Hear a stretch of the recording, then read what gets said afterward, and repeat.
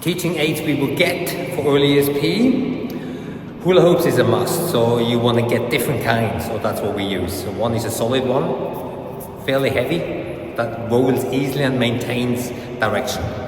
Okay, so that's one. The next one is a small one, because of young kids are very small. So let's say you add a bunch of them one after the other, they need to be fairly small, otherwise the distance is too big.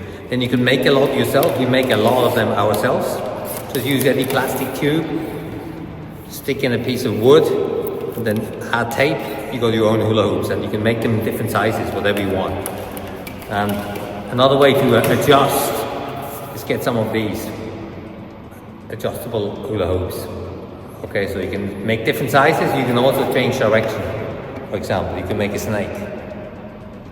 So both of them are very helpful. Want to get new and creative games for PE for ages 3 to 7? If yes, then use this link right here in the description.